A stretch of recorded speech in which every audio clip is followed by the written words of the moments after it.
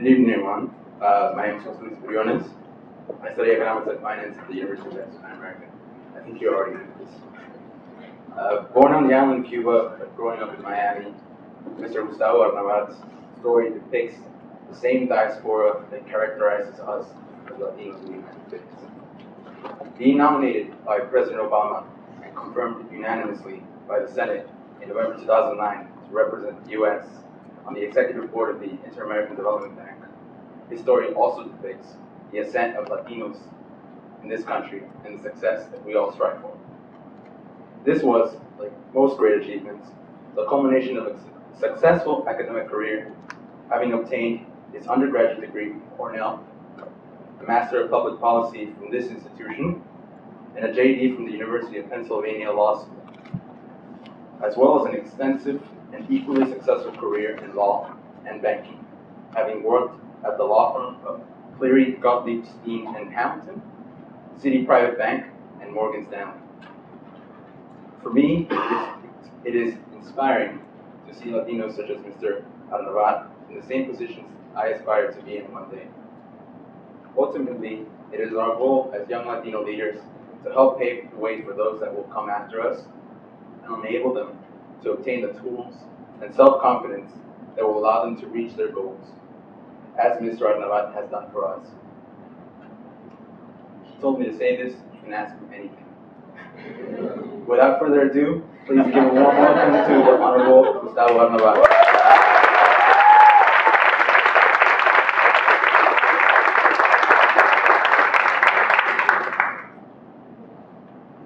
Can you hear me? Yes. Within reason, Jose. Yes. I have two challenges tonight, and the first one is to finish by 7:30, so that I can get back to Washington this evening on a 9 o'clock flight. The other challenge is just realize is to be able to read my notes. But I think I can do this. First, let me thank Dario Goyado for this opportunity, Kathy Coyle, and also Michael Preiner, with whom I met earlier in the year, and we began to discuss. Actually, I think it was last year. Where's Michael? Right here. I think it was last year that we talked, and about ways that I could, maybe be able to contribute to the Canyon School. Something that, of course, was great interest. Timmy has graduated from the Canyon School. I want to thank him for beginning that dialogue, and Kathy for asking me to attend, and then, of course, organizing yourself. Actually, Daddy and I began to collaborate, I think it was over 3 years ago, after the campaign, but before I was nominated, about this project. And I remember it was a great initiative in which you look. And so it's just wonderful to see that here we are now in the third class. So I can't tell you how great it is to be back at the Canyon School, but especially without having to worry about exams or memos or problem sets. I mean, honestly, I can't tell you how wonderful it is. As a matter of fact, I think I took a statistical analysis test in this very room 28 years ago, 27 years ago, or something like that. And David Elwood was the dean. I took microeconomics in the same classroom that we just were, classroom 150. So it is great to be back. I have to tell you, I looked at the program scheduled for this week, and I am jealous. I mean, I don't think you appreciate. I know, obviously, a lot of work goes into this and that sort of thing, but I'm not sure that you appreciate how amazing it is that you're able to get so much exposure to so many key issues about leadership in one week from so many great experts and practitioners, President Company excluded, and also other folks like you. And this is a great way to collaborate. And like I said, I really am jealous. And of course, Marshall, working with him is an amazing experience. I met him in Orlando 4 years ago when I was working in the Obama campaign, and I was part of the Latino effort, especially in Florida, even though I was living and still live there on weekends with my family. But I was part of the effort. As you know, New York is a blue state, and so it didn't make a lot of sense for me to go a lot of time to New York. instead of Florida, which is the state where my parents lived at the time, and lots of friends, and where I grew up, and where I still have very strong roots. So I spent a lot of my time there, and there was a Camp Lama. This was the Latino version of the Camp Lama in Orlando, particularly to energize and empower, I think is probably the better way of putting it, the Puerto Rican community, the Hispanic community, and the I-4 corridor, which is so important to Central Florida and then more broadly to Florida. And it was about a 7-hour program, and Washington was about 4 hours, thereabouts. And I went up to him afterwards, and I said, you know, I have to confess, I have very few regrets in life. But I just realized I have another one, which is never to have taken a leadership class while I became school. And up until that morning or afternoon, I was one of those people that believed that you cannot teach or you cannot learn leadership. That you're either born a leader or you're not. And if you're not, then you can study it, you can write about it, much like a sports commentator or sports journalist writes about great athletes. But if you can't run fast, if you're not strong physically, depending on the sport, you're just not going to be able to be a professional athlete. And I was so wrong. I learned so much in those 4 hours from him, more than I think I had ever learned in my life before about leadership. And there's very few things that he said. He just separated all the things he said. There's little that he said that shocked and surprised me. It was just putting it all together and doing it in the way that he did, that it just gelled for me. So that's why I'm especially jealous that you're getting much more than 4 hours. So definitely take advantage of the time that you're here. So trying to meet the challenge. I'm going to talk basically about, I'm going to talk about leadership in general, but I'm going to do it in the context of 3 things. One, what is it that I do? Give you a little background of the job that I have. How do I get to do this job, which I think is a really good job to have in service of the country? And why do I do it? What motivates me? And throughout the discussion on each of those points, I'll touch on leadership issues. And then, if I fail to do so, I wrote down a number of things, other types of leadership issues or advice. But if I have time, I'll talk about those. So let me begin about what is it that I do. So I am it's a mouthful. I'm the United States Executive Director at the Inter-American Development Bank. There are just a raise of hands before you read my bio, etc. Who here has heard about the IDB? Obviously, a smart group, more than I anticipated. So the IDB is it's a multilateral development bank that is involved in development finance, but focusing only on Latin America. It's like the World Bank, except just for Latin America. It was established in 1959, and since then the bank has invested over $200 billion, primarily in the form of loans. And we get involved because economic and also social development is multifaceted, and so much of economic development depends on so many different human activities.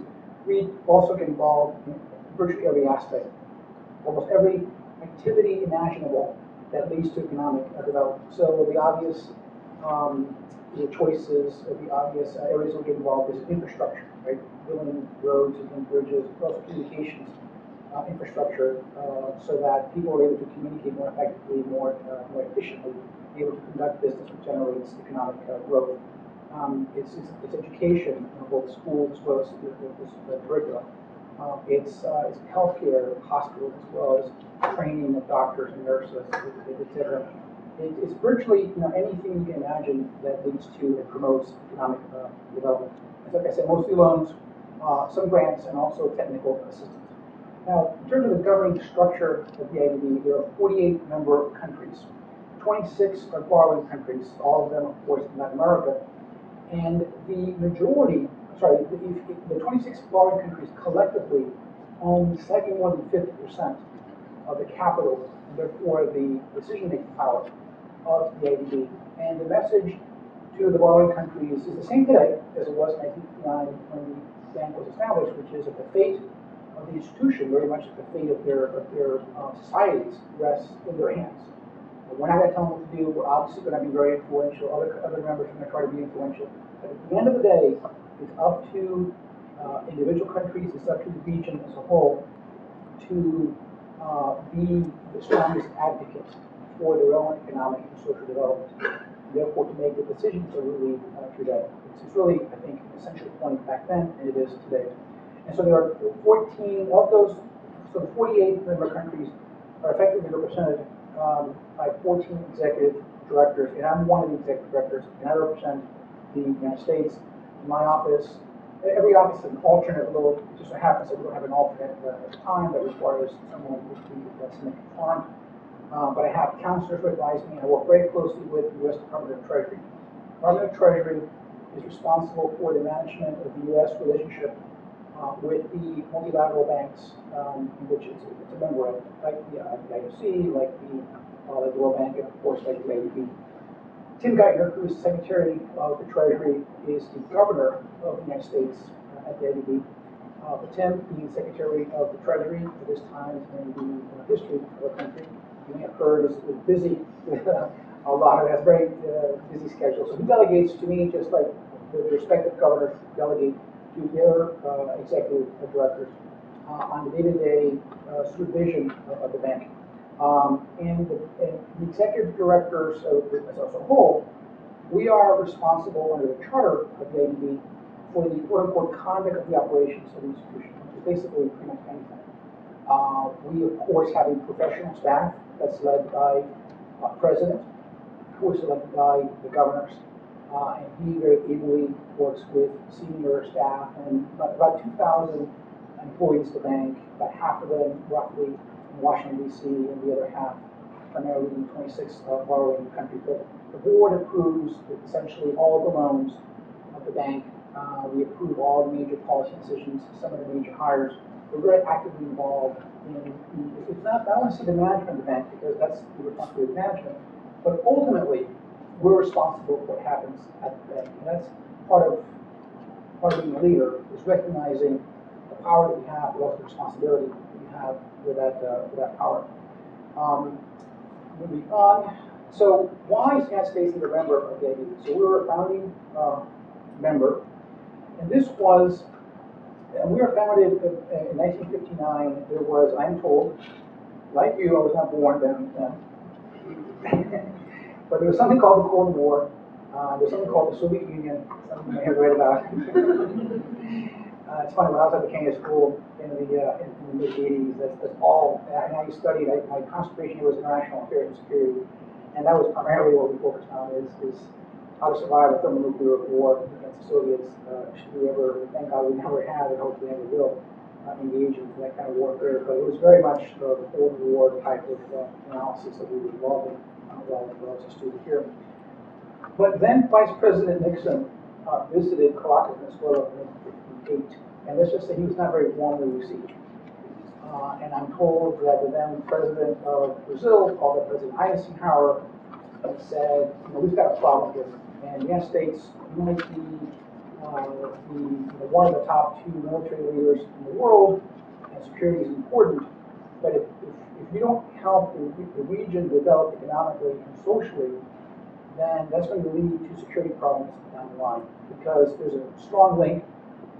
Underdevelopment leads to misery, which leads to contempt for government organizations. If the people who are affected don't feel that the government responding to their needs, which is one of the reasons why this school and other schools of public policy and governance exist in the first place, which is to deal with public policy issues. And that leads to demagogues gaining power. And because back then, most of these demagogues were on the left, and the association with communism, socialism, the Soviet Union, that's how all of a sudden, what you think is a simple problem of poverty, before you know it, actually you've got communist nations at your doorstep. So I'm exaggerating to make the point, but that was very much one of the reasons why the IDB was started in the first place. Thankfully, the Cold War is over. In case you didn't know, we won. You should congratulate yourself. It was quite for many years. It was a huge cost for this country to deal with that. But problems continue to persist. They're different, and all kinds of challenges remain. I think that this is the part where I have to read my notes. But it's increasingly, I think, there's a narrative about Latin America. I think the prevailing narrative in the United States, and one that we have to work to change, when people think about Latin America, they think about illegal immigration, they think about drug smuggling, they think about these kinds of issues. And yes, those are all issues that we have to face in our country. But I just, someone who's worked in the region for many, many years, I really see it, I see the opportunities that are presented to us as Americans living in this country. The opportunities, particularly on the commercial front, to be able to trade with Latin America. Right now, I'm sure you've read the headlines, with the articles about the concerns that we have about the slowdown in Europe, which is what's happening in places like Spain, and Italy, and Greece, among others. And to be sure, those are concerns that we have, and because what that means for lowering demand for our exports. But I don't know how many people realize that we actually export more to Latin America than we do to Europe. And yet, there's not a lot that's being written about that, and therefore why it's so important for the United States to be involved in Latin America. The bottom line is why we're involved in the IDB these days, we're such strong leaders there, is because Latin America matters to the United States. Because as the region continues to be a stable region from a political perspective, as it continues to grow from an economic perspective, we will grow along with that region. And just keep in mind, not only do we export one after the region, but we do to we export more, 3 times to the region, China, for example. Like I said, more favorable and more to Latin America than we do to Europe as a whole. But on a GDP per capita basis, basically the region on a weighted average, it's roughly about a fourth of what GDP is per capita in the United States. So you can just imagine, as the people in the region become wealthier, they demand that much more of our goods and services, and that's good for America and for American jobs. Now, so I'm the leader within my office and representative of the United States of the IDP. Now, look, I'm not a theoretician. I'm not. Academics are important, but I'm not an academic. I'm a practitioner. Okay? And so, as I organize some of my thoughts, I did not attempt to come up with a unifying theory or leadership or anything like that. That's just kind of what I do. But I'll give you, I want to describe a little bit of what I do and some of the leadership lessons. But in terms of leadership, what is leadership? You boil it down to its basic, the most basic level. It's the ability to get others to do what you want. I mean, that's basically it, right? If I were to tell you, if David were to announce right now that at the end of the hallway there's a box with $100 bills, and it's there for the taking, okay? And you start running out of here, and everyone's behind you, and you get there first. You're not a leader. You just run fast, right? You have to be able to get others to do what ordinarily they may not be wanting to do, either because they don't understand that it will benefit them, or because in fact they think just the opposite could be mistaken.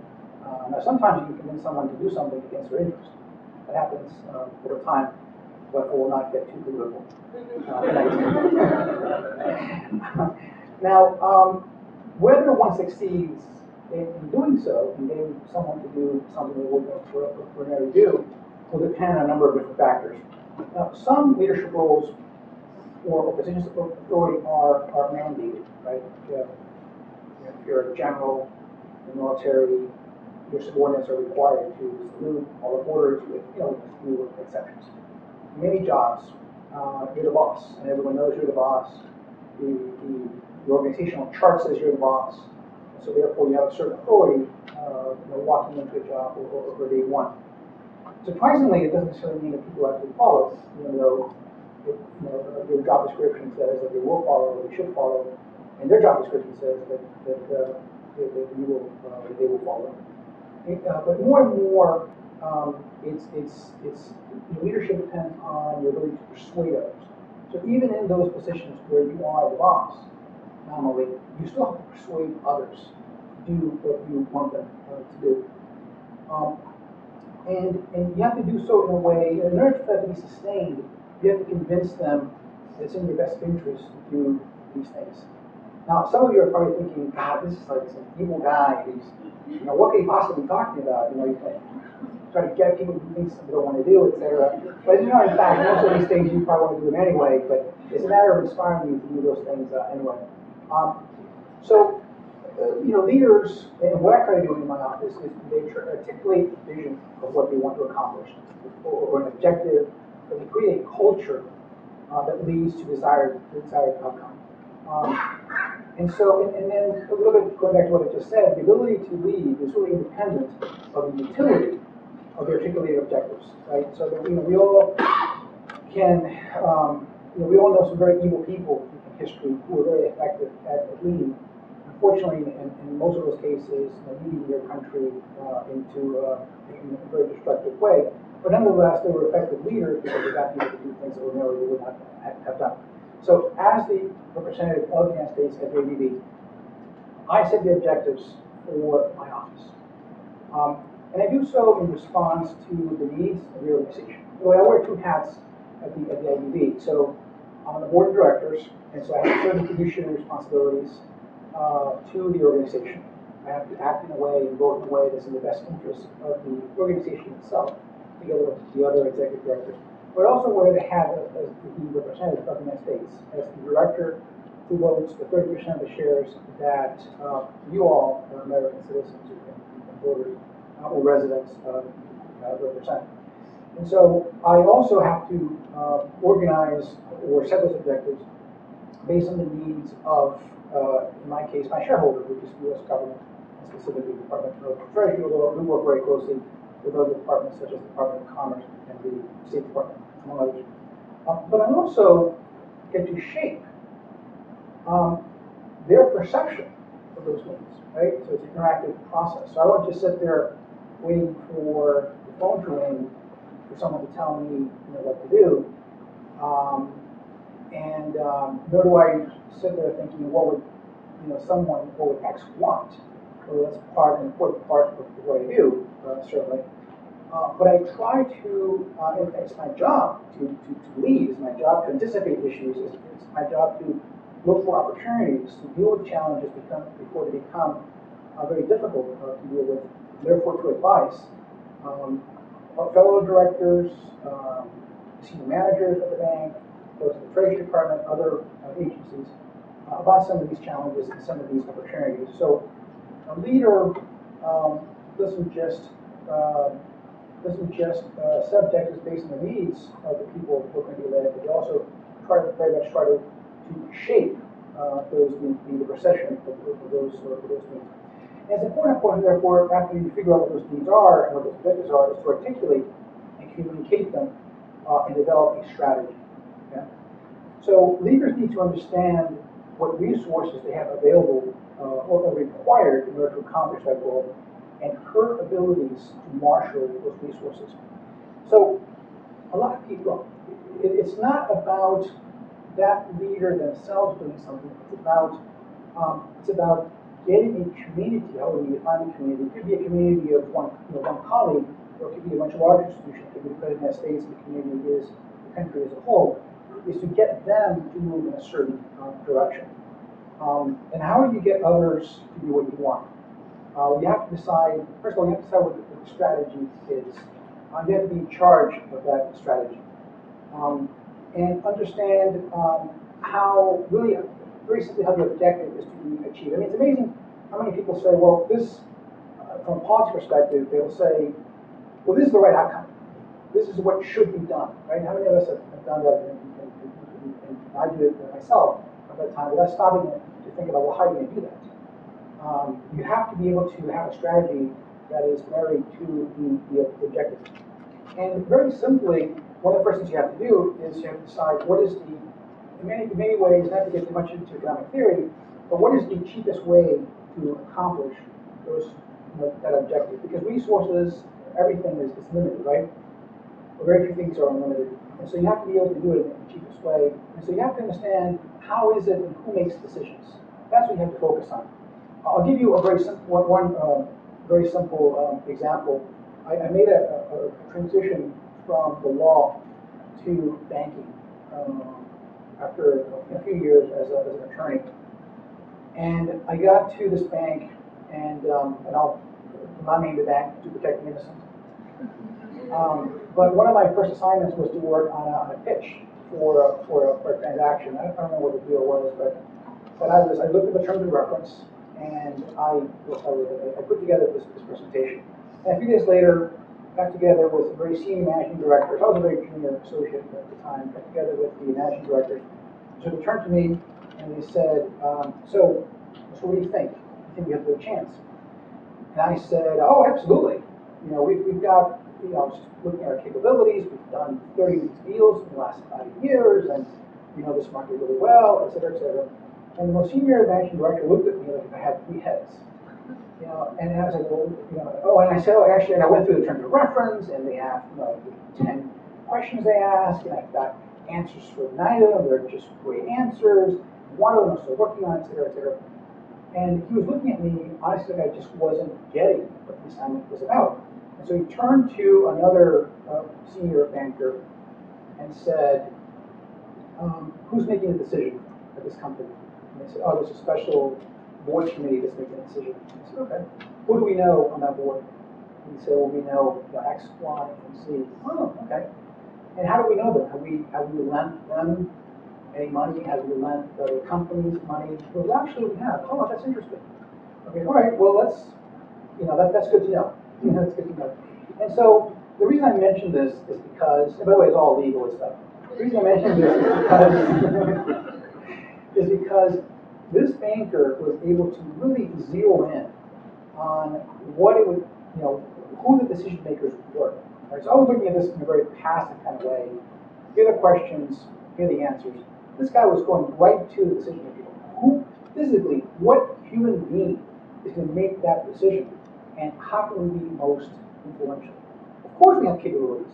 Of course we've done these deals. But every bank who was bidding for this deal could also claim to have very good capabilities. At the end of the day, you still have to convince someone. So it's very important. Just because you think you have the best capabilities doesn't mean you can be effective in convincing others about those capabilities. You still have to be able to really zero in on what it will take to win a certain mandate or to get someone to act in the way that you want them to act. And so you have to think about that a fair amount. And think about, does it require, and obviously speaking in a very abstract way, this requires a policy solution, is there a legal solution, does it require negotiation with someone to get someone else can deliver on that or not. Now, you also need to, so once you've identified what the objective is and you have a strategy, the leader assumes responsibility for that strategy or for the success and for meeting the objectives. They hold themselves accountable. That's really so important. That's a lesson I think that we all need to take away. And so the good thing is that if you win, the leaders will get responsibility. But also, if you lose, they'll also be criticized for that. And that's okay. I have found in my own life, and it's a professional, but even on a personal level, that fear of failure is probably the biggest impediment to succeeding in life, in pretty much anything. It's amazing to me how we stop ourselves short, how we don't ask for something, how we don't do something because we're afraid we're going to fail. And I think we're afraid to embarrass ourselves. We're going to be afraid that somehow we're going to, it'll be a validation that we're not as good as we think we are in a certain area or a certain time in our lives. We might embarrass ourselves in front of people who are important to us, other family members or other people, etc. But it's a fear that we need to get over. You have to take calculated risks, but you have to take risks. There's opportunity costs whenever you don't take risks. If you live in a world with little risk, that means you're just not doing enough. Look, the way that I approach a lot of things in life, and also certainly in the business sector, is that I assume that I'm going to make mistakes, right? I mean, I just know it. I'm hardly flawless. I'm hoping that the vast majority of the decisions that I make are the right decisions, but I know they're not going to be. And I'm hoping that with preparation and other hedging strategies, if you will, whenever those mistakes occur, they're not going to be critical, right, or deadly mistakes. But if I live my life thinking, how do I avoid failure, I am not living, right? I am staying in bed pretty much 24/7. So you've got to be able to learn how to deal with fear and fear of not being able to accomplish your goals. And especially whenever you try to do whatever you do in any context, you obviously want to be prepared, right? But nobody is perfectly prepared for anything in life. So if you just wait another day, if you're thinking about approaching a policymaker about something, but you're afraid, so the policymaker's going to be town next week, you're going to be town next week, God, it'd be great if I could be prepared for that. But then you think, but you know what, I still have to read those 5 chapters from that book that this professor told me I should have read 10 years ago. I haven't done that yet, and until that happens, I just don't want to do that because I'm going to fail. Guys, it's amazing to me how many meetings I've been to where I know that I should be, or I could have been more prepared, and yet the kinds of questions that come up, or the kinds of questions that I thought were going to come up, where I was not going to be able to handle, etc.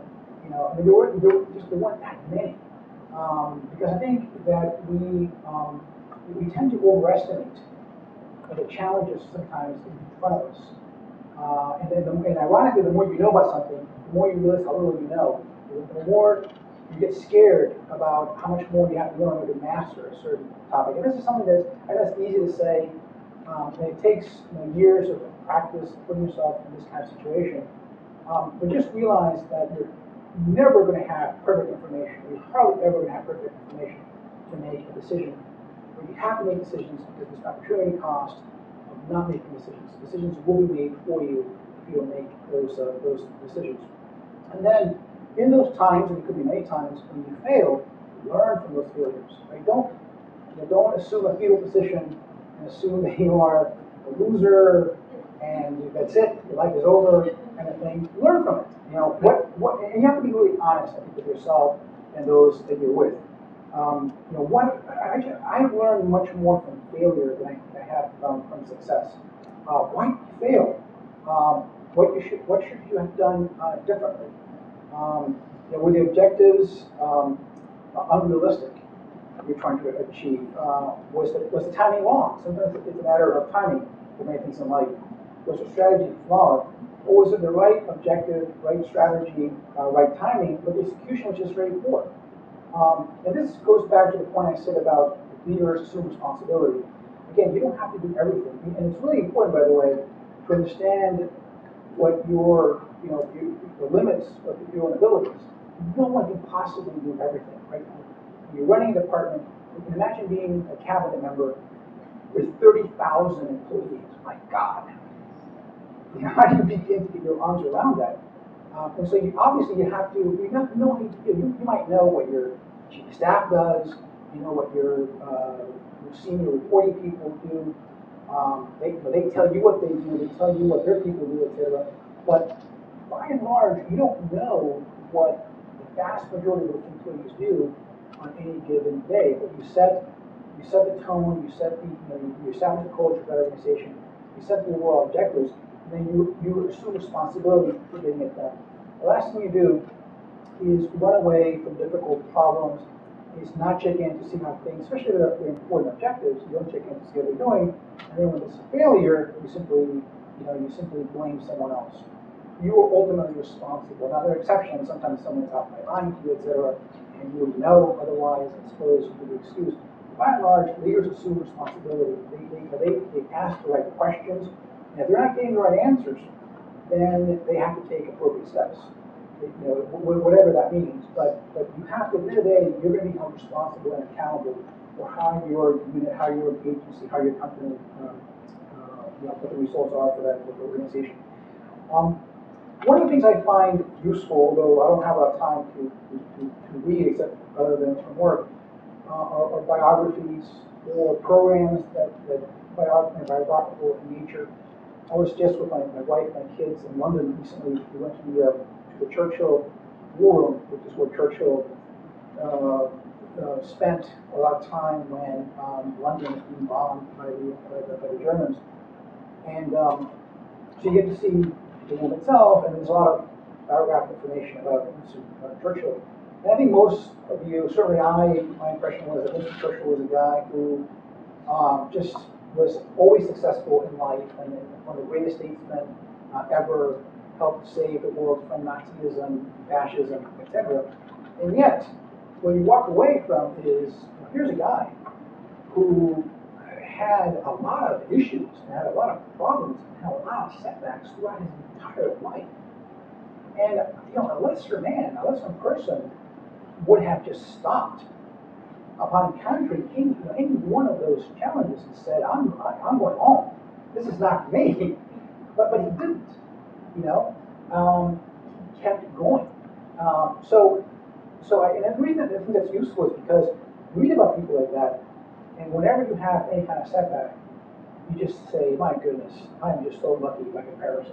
This is nothing, right? So I think I encourage you to learn about other people and how they got to where they got, and more importantly, their failures and how they overcame those failures. Looking at my watch here,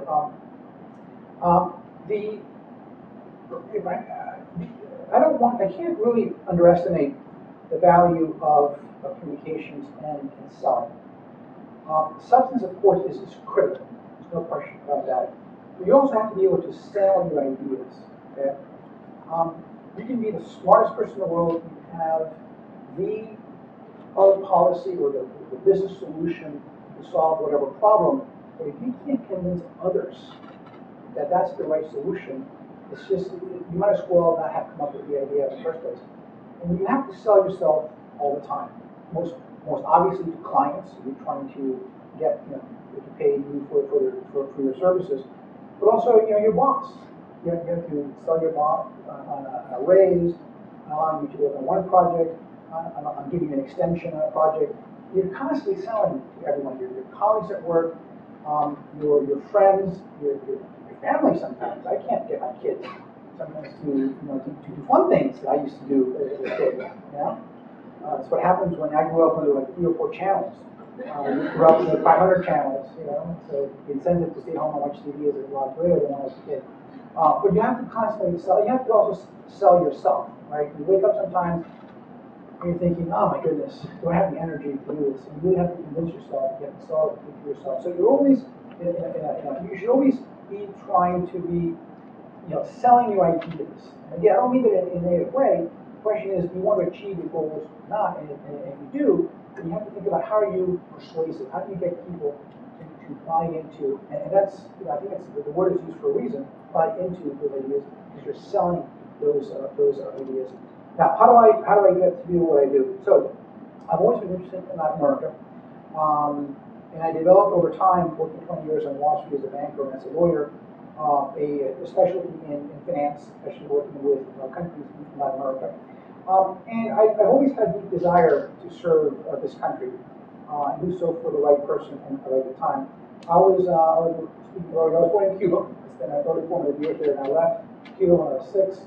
Came to the United States after a year in Mexico. Came to the United States and grew up in Miami. And I don't know how many of you know Cuban Americans, but we are obsessed with Cuba and how to return to Cuba and free democratic Cuba, etc. And whether you're a Republican Cuban or a Democratic Cuban, it doesn't matter. You want to be able to return to Cuba and help Cuba in one way or another. And almost every conversation I had in growing up in Hialeah, Florida, which was the epicenter of Cubanness in the United States, was about Cuba, right? I mean, you turn on the radio at 5:30, 6 a.m. for breakfast, and it's about Cuba, and everything is about Cuba. So I grew up in a household where discussions about United States politics in Cuba were very much part of the conversation, and a broader engagement with the United States with the Soviet Union, again, because of the war, So for me, it's just very natural to think in terms of Latin America and U.S. foreign policy towards Latin America and the rest of the world. I had an opportunity when I was going to be a graduate at Cornell University to learn about this program that if I was fortunate enough to be accepted, would finance my education in a public policy school. And that's what I did. I came here to the Kennedy School. And it was a great opportunity for me to dive a little deeper into international affairs, an area, again, is of great interest to me, and kept me from going to law school right away. I was also fortunate when I was at the Kennedy School, because of the strength of the school, to be selected as what was back then called the Presidential Management Internship. It's now called the Presidential Management Fellowship. And I spent a couple years in Washington, first at the Drug Enforcement Administration, working as a special assistant to Jack Long, who was the administrator at the time of the DEA. Then I went on to the State Department, and then I finished up at the National Security Council, working for Colin Powell, who at the time was the head of the NSC, and I was the Latin American analyst working at the White House. It was just a phenomenal opportunity for a 24, 25-year-old to work to go to the West Wing of the White House every day and to work with really the sharpest minds in national security in this country, to have these discussions, and on top of it all, to actually get paid to be there and to participate in that effort. And I'll give you one example of how important that was in terms of the role models. So Colin Powell is someone for whom I have tremendous respect. I remember my first week there, we had a staff meeting, I think it was on a Wednesday afternoon, if I remember correctly. And so you had, General Powell came in, and there was a long conference table. He sat at the head of the table, and each of the heads of his group, the geographic groups or the functional groups, reported to him or around that table. Then you had standing a ring around that table of basically PhDs. These were experts who knew their areas really well. And then you had a third ring hugging the wall of scrubs, like myself, who kept pinching ourselves because we couldn't believe they were actually there, right? And so Powell came in and talked about he had just met with then President Reagan, talked about what was on the president's mind, what are the kinds of issues that he's following, etc. And went around the table asking everyone to discuss their areas of interest, what's happening in the world, their area, etc. And they have to take another 20 minutes, 25 minutes or so. And for sure, I thought we were done. And no, he actually said, well, let's go around the room. And went around the second row of the world policy experts, of the world, of course, the field, many of the world policy experts as well. And then most of them had something to say. And then he went to the third group, including myself. Now, most of us were smart enough not to open our mouths. But this was an experience that I thought about afterwards, even years afterwards. Like, why would Colin Powell, one of the most important and certainly busiest people in the world, take an extra 20, 25 minutes of his time to go around the room and get everyone's perspective? Like, why would he do that? And it occurred to me, I never spoke with him about it, but it occurred to me that, for a couple of reasons. One of them is that you never know where you're going to get good ideas from. And a lot of the younger people, in particular, were people who had just gotten there. They were not part of, entrenched part of bureaucracies. They were not thinking in terms of silos. Okay, I can only present this view because this view is good for my agency or my department vis-a-vis a potential rival organization. They were just not, they were still young and naive. And so therefore they could really talk about in a very honest fashion about how they felt.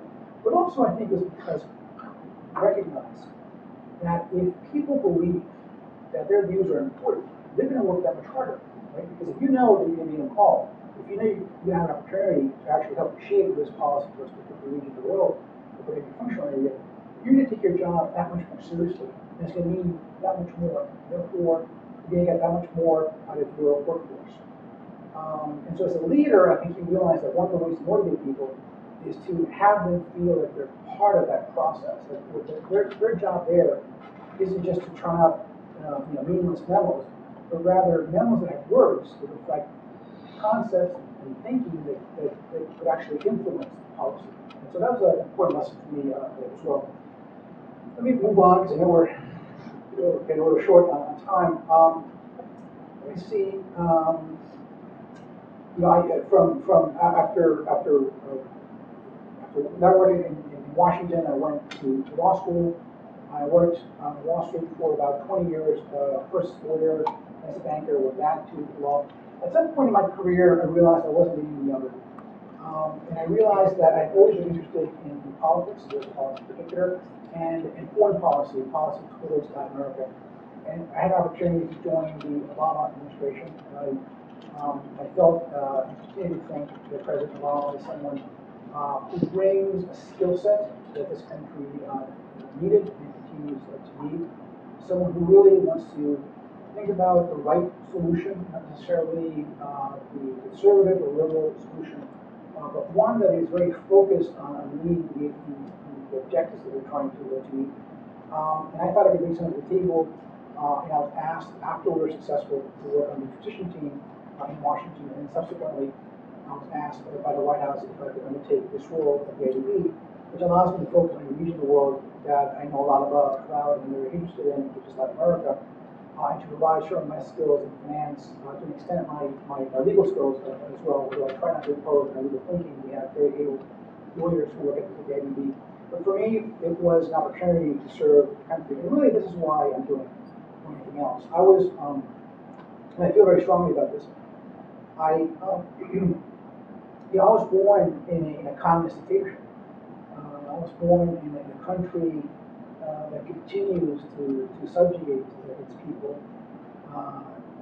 After 50 years of a revolution that has been nothing but a failed experiment in socialism. And this country allowed me the opportunity, my family. It's not a unique story. There's tens of thousands, not hundreds of thousands, of Cubans like myself who were embraced by this country.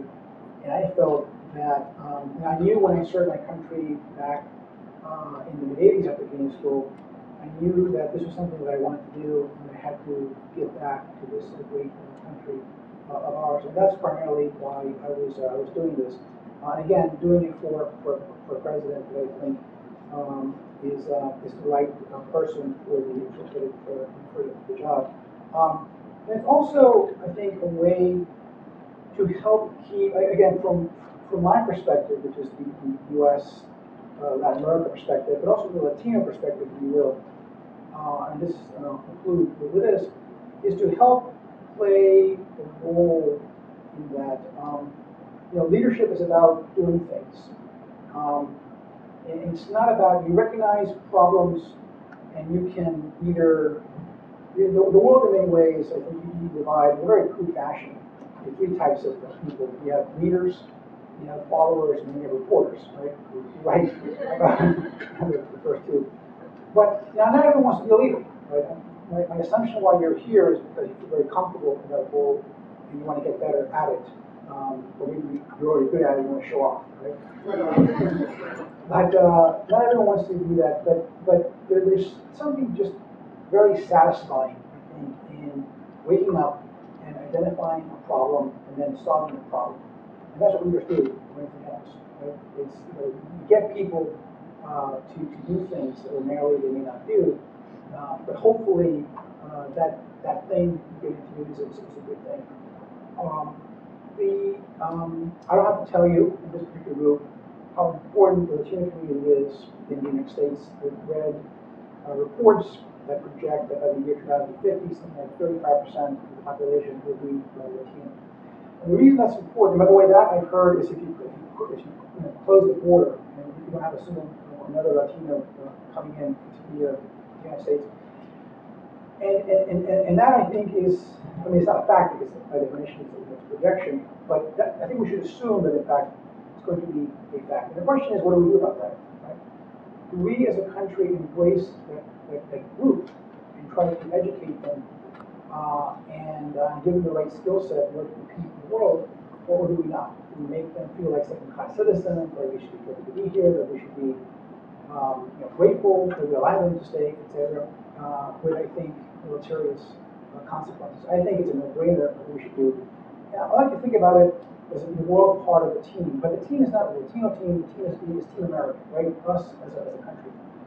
And imagine that you're a coach, right? You're a football. I'm using a football analogy here. So you're a football coach, and you're plugged away from wherever you're teaching you're coaching, and you've got this new coaching assignment, but you got there because you were enamored of the money and the city or whatever, and you didn't really realize who your team was. And then you take a look at the roster and you're like, oh my God, this is 35% of this team can't run, or they can run maybe a quarter mile and they fall, right? The quarterback can't throw the ball, etc. It's like, what do you do? You don't give up. You say, okay, well, this is the team I have. This is the team who want to be in a position to win. And so you've got to work with that team as it is in order to improve the skill set of that team, so that in a month or 2 months, whenever the teams and other teams, we're in a position to win. And so it's important that we do that, because if we're able to do this successfully, and then I'll just back up a second. We're running out of time. Okay, just one last thing. It's don't wait for others, right? To recognize your talent, and to appoint you. This is about you identifying for others what you can do, and again, selling yourself to others about what you can do. It's really critically important to do that and not wait for others. And if you think about this at the individual level, then it will work out at the community level. If you win as individuals, the Latino community will win as individuals, and if the Latino community wins, our country as a whole will win, and moving forward to the rest of the country. Thank you, and happy birthday.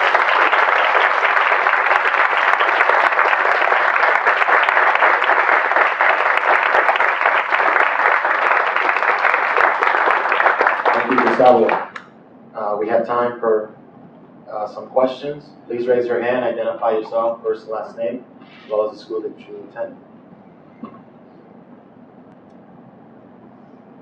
Well, I mean, you already know me, Gustavo Arnavat from UTPA. My question is, and maybe this might be a little bit technical, but hope you can answer. How do you think the IDB can help promote infrastructure development investing on behalf of households in Latin America as the region, first the continent that develops and households save? You say households, you mean households where in the United States? No, in Latin America. Well, that's what we do, right? Infrastructure in particular is a major part of what we do, because it promotes, is a really essential part of economic development. We need roads from factories to port facilities, for ships to go out and come in, etc. And so I'm trying to understand the relationship between the households. You're saying because of the demand and the income? That they save more. How can that money be saved into investing into infrastructure? Well, every country has, most countries at least, they decide that infrastructure is important, and the question is how do you do it and how do you finance it? And so if ordinarily the reason why countries, whether it's Latin America or it's in Europe or it's the United States itself, need to seek funds outside of our countries, because we don't have sufficient funds, right? Which is why we have people who lend to us the money in order to accomplish what it is that we have to do. If we print the money, that's going to have an inflationary effect on the country, so that's why we don't do that. And so, as the countries develop economically and they have more wealth domestically, they will, by definition, have to rely less and less on foreign sources of capital, instead they'll be able to finance those activities internally. And because you have, I don't want to get too complicated, because there'll be more supply of funds locally, then by definition, the cost of the financing will be lower. We'll be able to have more financing take place. This is supply and demand of money, less supply and demand of any other product. So as these households have more disposable income, there'll be more investment locally. Thank you, Jose Luis. Next question. Good evening. Thank you so much for coming and speaking to us. And I'm actually from Miami as well. In 2011, alum of the LLI, coming back as a president assistant. But my question to you is, my name is Jessica Hirano from Miami College. So the question to you is, coming from Miami, how do we keep our talent to stay in Miami and to grow it, to nurture it, and make it a better city? We don't have a lot of problems with infrastructure, particularly the transportation system. the educational system. How do we keep that talent there? What are your thoughts on that? That's a great question. I was, some weeks ago, I got together with some friends. Most of them were from Miami and they're in Washington. And most of them were sitting around, expressing their concerns about Miami in particular, and what opportunities were greater outside. And it goes a little bit back to what I said earlier about don't sit around waiting for others to give you a solution. You've got to take risks. And sometimes you may have a more attractive opportunity in the immediate future, working in, you travel so much, sometimes I forget what city I'm in. So if you're in Boston or in Washington or New York, wherever it is, but there's something you want to do in a place like Miami, but it's a calculated risk you have to take. And it's up to you to take that risk. But no one's going to come to you, knock on the door, and say, by the way, here's a turnkey operation where we're going to pay you all this money to try this business, and if you fail, we'll pay you even more money to get you back to where you were before with a promotion. And that's just not going to happen, right? So it's a matter of taking risks. And that's what, going back to what I said earlier, is that sometimes you have to take those risks to do it. There is no, Miami, sort of conference of citizens that gets together from time to time to talk about ways to improve Miami. There are citizen organizations, as the Beacon Council, for example, which I know does very good work on a non-partisan, bipartisan basis. Other groups like that. I grew up in Miami in the late 70s, and it's amazing to me how much Miami has grown since then. Miami doesn't resemble today what it did 30 years ago or more, actually much more. I got to this country over 40 years ago, and it's because of people who stayed in Miami for lots of different reasons. Sometimes they didn't have opportunities outside of Miami, so they stayed there and they did the best they could. But at the end of the day, it's up to us as individuals to have a goal, have an objective, and if you think that Miami is a place that you're concerned about and you want to spend more time in and develop opportunities in Miami, then you should think about doing that. Thank you. Gentlemen, going back.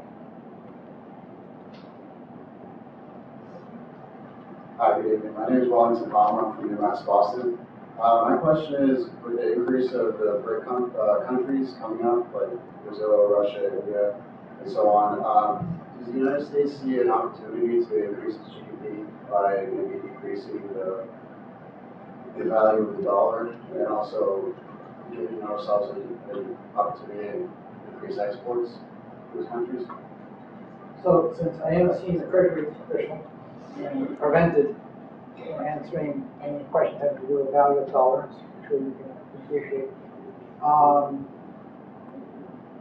We are a very competitive country for a lot of different reasons. There's no question that the value of our currency plays a role in that, but it's well beyond the scope of what I do to talk about the value of the currency of this country. But there's no question that those countries, as they develop as they have been, present opportunities for us, but also present challenges. Right? We live in a globalized world with rules that Americans, by and large, wrote, and including on the free trade front. And now we have to compete with these countries. And as we know, in school, wonderful schools such as Harvard train, take some of the best minds from these countries. This partnership, and then they return to the countries and they provide solutions that can be solved through advanced technology that we have today. So you physically have to be in Boston to go over some kind of computer program to be somewhere in Pakistan or somewhere in India. So there are challenges as well. We live in a very dynamic world, but I can tell you, with all the challenges, those opportunities that present. But I can tell you that the right solution is not to try to protect ourselves from competition. That is the absolutely worst thing we can do. We may be able to get some gains for a few quarters, maybe a few years, but ultimately it's going to really hurt us, it's going to hurt our competitiveness, it's going to hurt our ability. The reason we train, by definition, is because we believe we can get better products at a better price. With others, and they should be able to do the same thing if you have free and open trade. what I'm trying to say is we live in a complicated world, and we have to compete. Like we do, again, individuals, we have to talk about how we have to sell ourselves. Companies have to sell themselves all the time. You can't stop. You got to keep going. We'll take a few more questions. And by the way, as an American, I know we can win, right? I mean, I just know that because we have and we'll continue to do so. We just got to make the effort. Good evening. My name is Amalia Mariaca. I'm from Miami-Dade College. I actually went to high school in Hialeah. Oh, look at that. Miami Lakes or Well, they opened a new high school when I came to this country. It was in Hialeah. It opened almost 4 years ago when I came to this country. Well, my question is, what has the IDB done to help achieve the United Nations Millennium Development Goals in less developed Latin American countries by the year 2015? which goals? Poverty and Well, so goal number 2. yeah.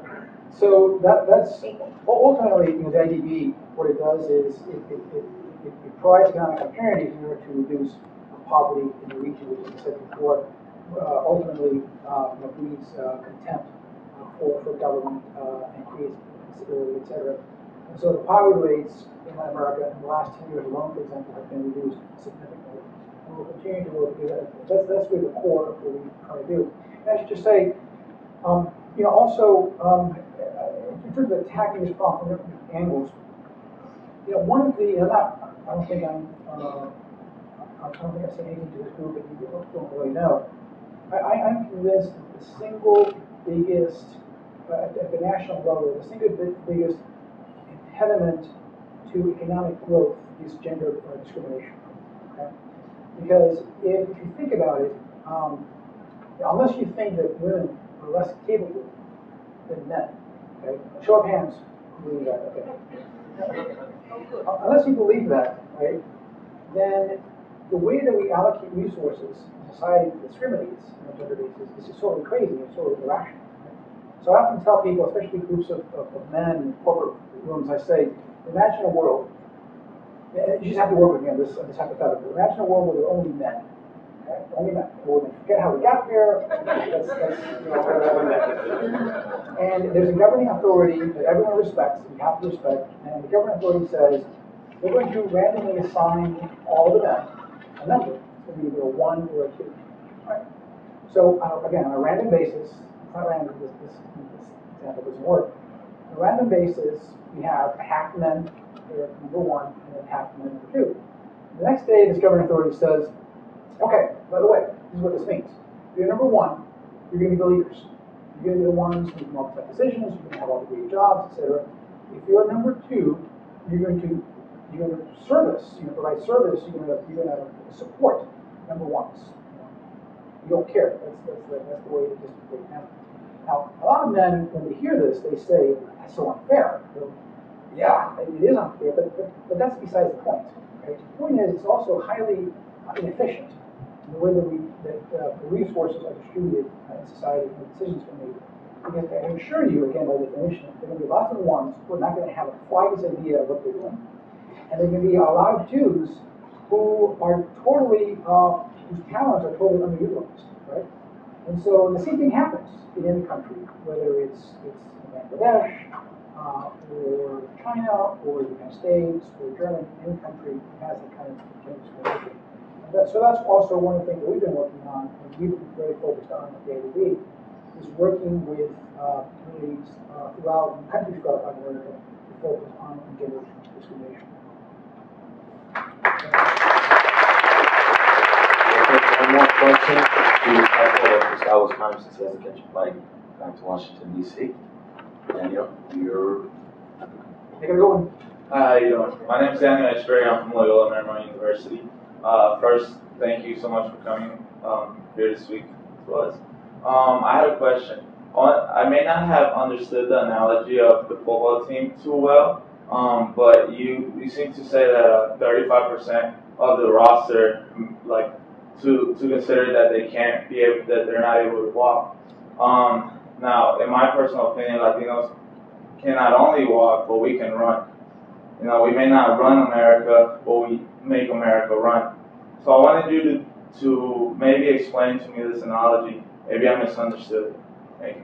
And so, absolutely. And so, but we also know that Latinos are, by comparison to the rest of the population, are less educated, don't have as many skills as the rest of the population. And it's just a fact, right? And there's lots of different reasons to explain it. It's nothing to do with our innate abilities as human beings, just because of social economic reasons. Many people coming over from other countries, not speaking the language. That's why a third generation Latino will be more successful than a first generation Latino, etc.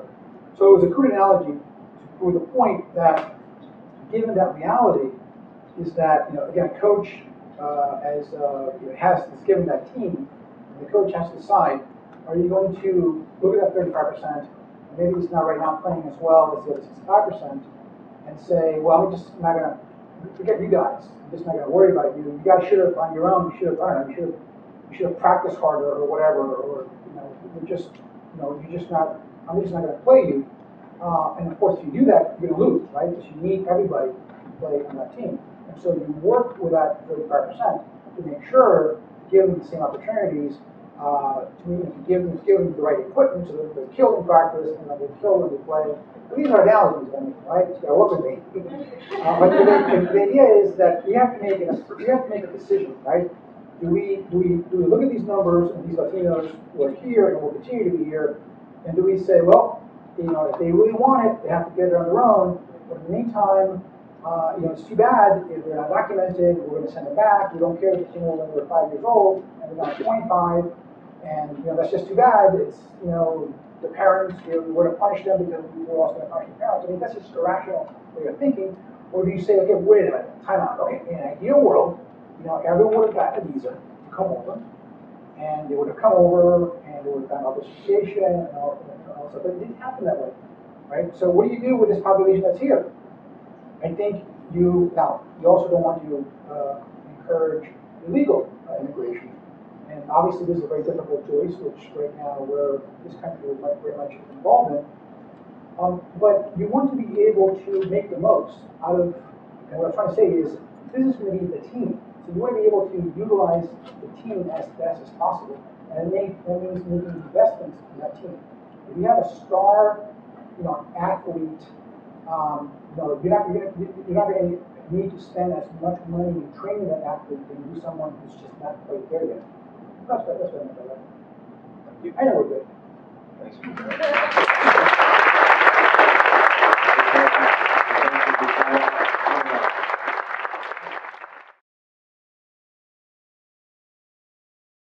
I'm trying to meet the challenge. I'm going to talk basically about, leadership in general, but I'm going to do it in the context of three things. One, what is it that I do? Give you a little background of the job that I have. How do I get to do this job, which I think is a really good job to have in service of the country? And why do I do it? What motivates me?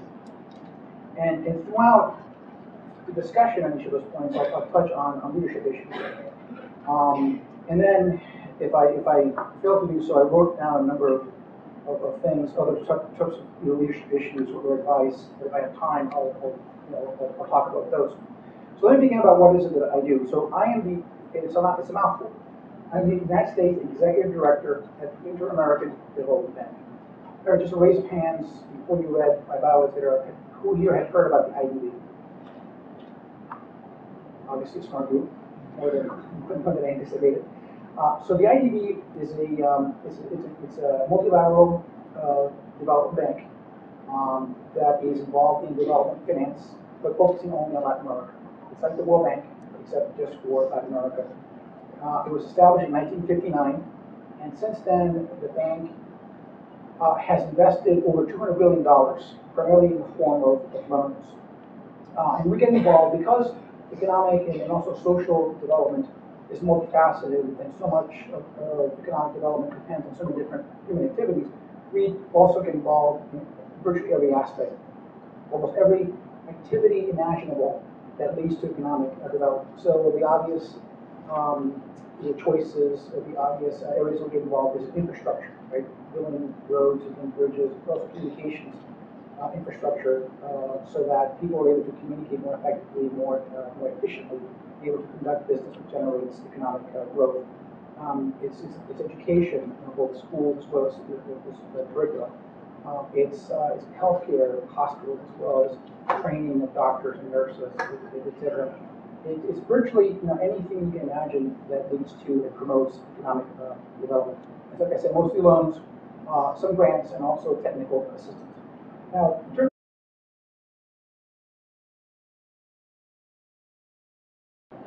Good evening, everyone. My name is Gustavo Arnavat. I study economics and finance at the University of America. I think you already know this. Born on the island of Cuba, but growing up in Miami, Mr. Gustavo Arnavat's story depicts the same diaspora that characterizes us as Latinos in the United States.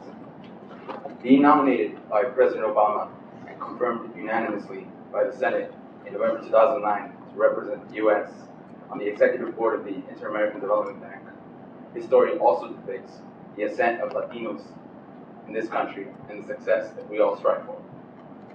This was, like most great achievements, the culmination of a successful academic career, having obtained his undergraduate degree from Cornell, a Master of Public Policy from this institution, and a JD from the University of Pennsylvania Law School, as well as an extensive and equally successful career in law and banking, having worked at the law firm of Cleary, Gottlieb, Steen & Hamilton, Citi Private Bank, and Morgan Stanley. For me, it is inspiring to see Latinos such as Mr. Arnavat in the same positions I aspire to be in one day. Ultimately, it is our goal as young Latino leaders to help pave the way for those that will come after us and enable them to obtain the tools and self-confidence that will allow them to reach their goals, as Mr. Arnavat has done for us. He told me to say this, you can ask him anything. Without further ado, please give a warm welcome to the Honorable Gustavo Arnavat.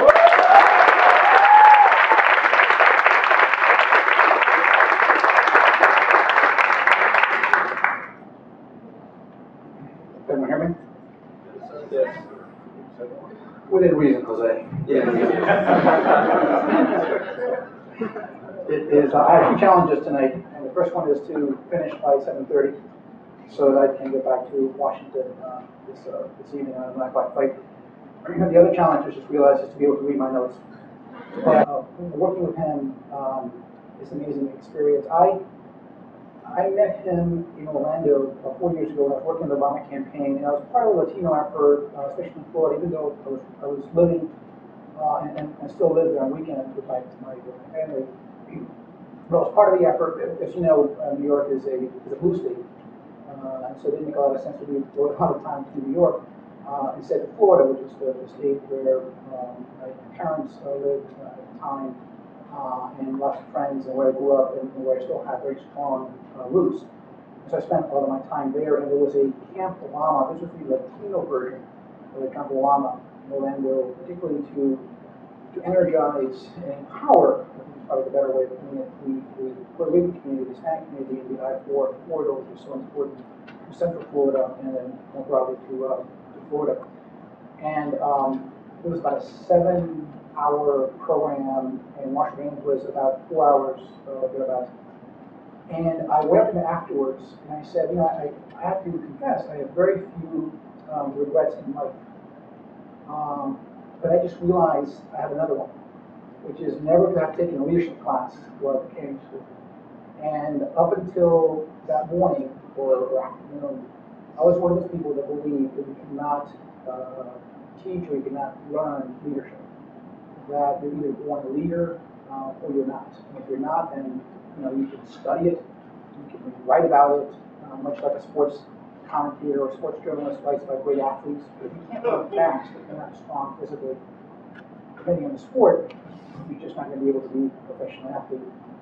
And I was so wrong. I learned so much in those 4 hours from him, more than I think I had ever learned in my life before about leadership. And there's very few things that he said. He just separated all the things he said. There's little that he said that shocked and surprised me. It was just putting it all together and doing it in the way that he did, that it just gelled for me. So that's why I'm especially jealous that you're getting much more than 4 hours. So definitely take advantage of the time that you're here. So The governing structure of the IDB, there are 48 member countries. 26 are borrowing countries, all of them, of course, in Latin America. And the majority, the 26 borrowing countries collectively own slightly more than 50% of the capital, and therefore the decision-making power of the IDB. And the message to the borrowing countries is the same today as it was in 1959 when the bank was established, which is that the fate of the institution, very much the fate of their societies, rests in their hands. We're not going to tell them what to do. We're obviously going to be very influential. Other members are going to try to be influential. But at the end of the day, it's up to individual countries, it's up to the region as a whole to be the strongest advocates for their own economic and social development. And therefore, to make the decisions that we lead today. It's really, I think, an essential point back then, and it is today. And so there are 14 of those, so the 48 member countries are effectively represented by 14 executive directors, and I'm one of the executive directors, and I represent the United States. My office, every office is an alternate, although it just so happens that we don't have an alternate at the time that requires someone to be Senate confirmed. But I have counselors who advise me, and I work very closely with the U.S. Department of Treasury. The Department of Treasury is responsible for the management of the U.S. relationship with the multilateral banks, in which it's a member of, like the IFC, like the World Bank, and of course, like the IDB. Tim Geithner, who is Secretary of the Treasury, is the Governor of the United States at the IDB. But Tim, being Secretary of the Treasury at this time in the history of the country, you may have heard, is busy with a lot of, has very busy schedule. So he delegates to me just like the respective governors delegate to their executive directors on the day-to-day supervision of the bank. And the executive directors as a whole, we are responsible under the charter of the IDB for the quote-unquote conduct of the operations of the institution, which is basically pretty much anything. We, of course, have a professional staff. Let me do this.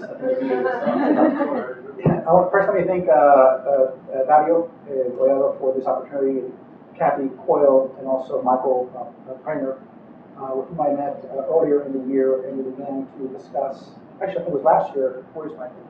Right here.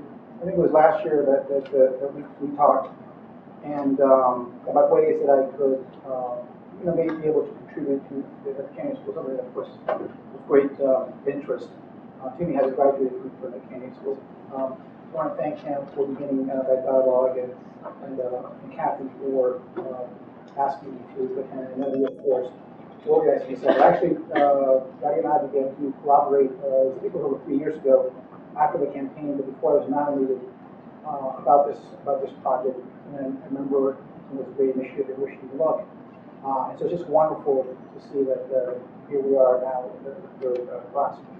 So I can't tell you how great it is to be back at the Canadian School, but especially without having to worry about exams or memos or problem sets. I mean, honestly, I can't tell you how wonderful it is. As a matter of fact, I think I took a statistical analysis test in this very room 28 years ago, 27 years ago, or something like that.